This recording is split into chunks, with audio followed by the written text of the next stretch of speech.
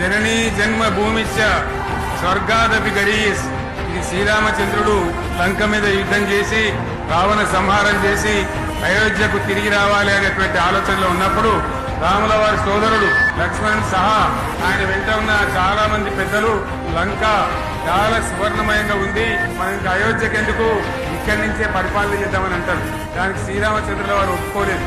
ఆయన చెప్పిన మాట ఏంటంటే, కన్న తల్లిని జన్మభూమిని మించినటువంటి స్వర్గం ఏది కూడా ఉండదు, కాబట్టి మనం అయోధ్యకే తరలిపోవాలని చెప్పి వాళ్ళందరినీ తీసుకొని అయోధ్యకు రావడం జరిగింది.